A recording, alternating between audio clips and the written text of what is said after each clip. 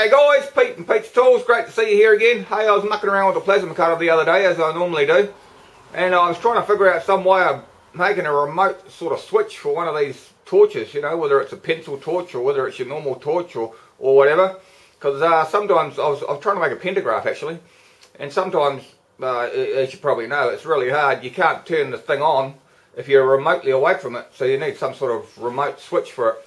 So anyhow, this is what I figured out, and anyway guys, have a look, see what you think, drop me a like, drop me a comment. You may have a lot better ideas than what I do, so let me know in the comments. And remember, if you like the video, subscribe, just come say good day.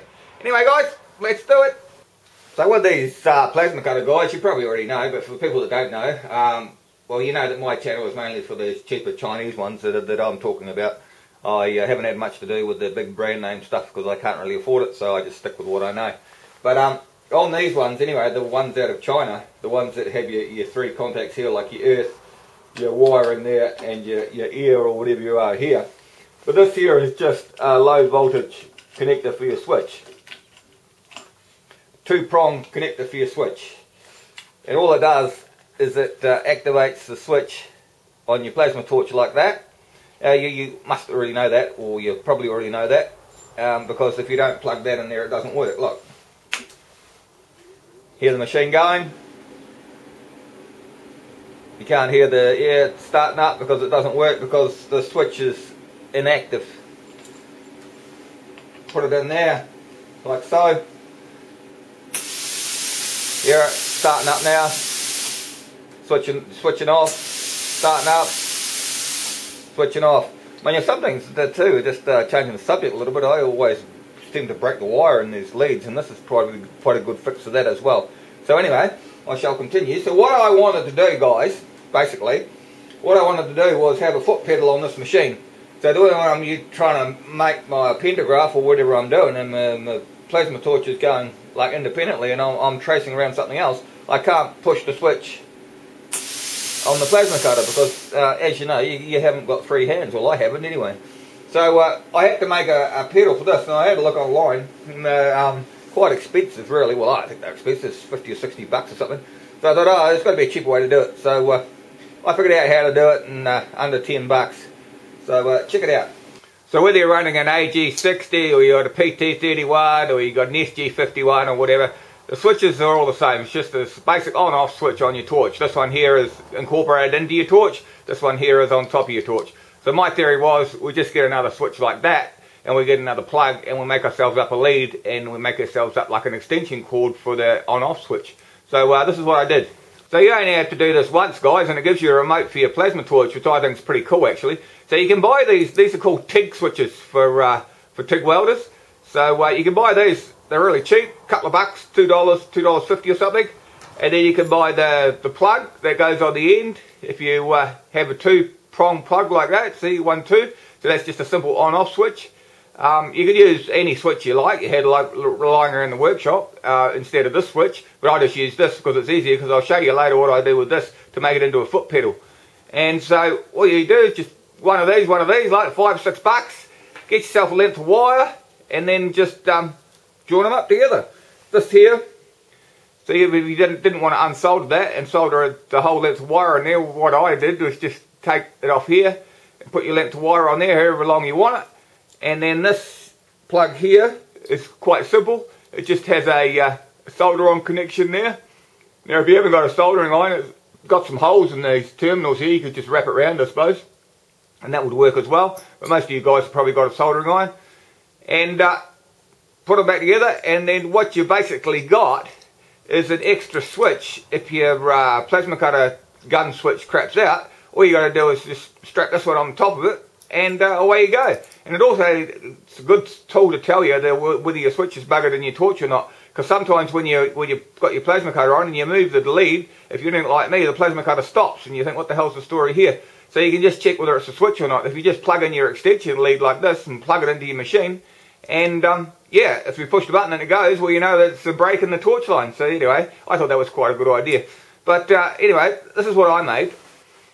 So like I said, I got my switch here. All I did was tape mine up like so. I put a length of wire that I had lying around the workshop, because it's only low voltage, you see, so you can use basically any wire. yeah, as long as it's not too thin. And I've got my 2-prong plug here. I mean, this probably cost me $5 to do. I see you can also buy the leads already pre-made. You get about a 13-foot lead and the switch on one end and your 2-pin plug on the other end for about 13 bucks. So if you don't want to muck around, I'd just buy the whole thing. Like I say, you only have to buy it once. And you got all sorts of really good uses with this. I'll show you. So because I didn't have 3 hands to control, one to control my plasma torch and one to run my pentagraph around and the other one to hold the pentagraph from falling over, well, I basically wanted a foot pedal. So what I did was I grabbed a piece of box section that I found out the back. As you can see, it's been around for a while. I grabbed my switch. What I did is I put my switch here, just so the end of the switch is, don't have it hanging over here because you'll break the toggle off. Have it here so that you can't break the toggle off, if you understand what I'm saying. And all I did is got a couple of zip ties, you know, those electrical zip ties that you can get like that. Electrical zip ties, and all I did was zipped it to my block of steel. Now why I suggest you use these switches is because they have little slits in here that you can put the zip ties in, and it's just a lot easier, it's a lot quicker, it's a lot cheaper actually. So yeah, so it actually has 3 slits, one in the front there, one in the middle and one in the back. So what we'll do is we'll go about middle and middle, I think, so just feed it through. Feed them through like so. Feed them through. Run them round.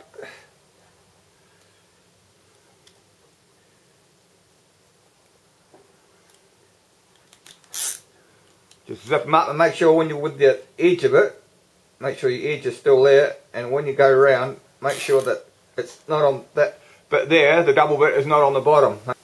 So we've got one in like that, and then we'll put another one on the back here. We'll go and get him.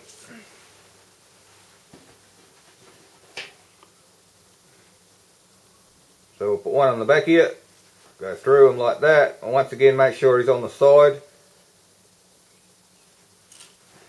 It's a bit tricky to hold it yourself, but you can do it. And the advantage of this too is you don't have to keep it in this all the time. You can take this off here and then use the switch for something else as well with your stuff, with your plasma cutter. So tighten them up like that. Right, so that's really complicated, eh guys? So now we have the paddle switch on here. Hear them going on and off. Now when I put my foot on that, I'm not going to break it off because I'm not over the edge. If it was over the edge, it would snap it off. So like that, and I'll show you how I used it. So once again guys, I have my normal torch here. I got it plugged in here, so we'll turn them on. Starts up, you can hear them starting up with the ear. So what I'll do now is I'll take this out. Like so. Now I'll put my contraption in. The one we made here. So we'll just plug them in here. Like so. Screw them up. Always screw it up because it has a tendency to jump out, especially if you're clumsy like me.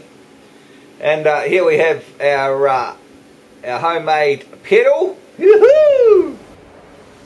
So guys, I got my homemade foot press switch thing here, and I've got my plasma torch here, so you can see. And this switch is into my machine, and I've taken the plug for this switch out of my machine, as you've seen before. Right, so let's get into it.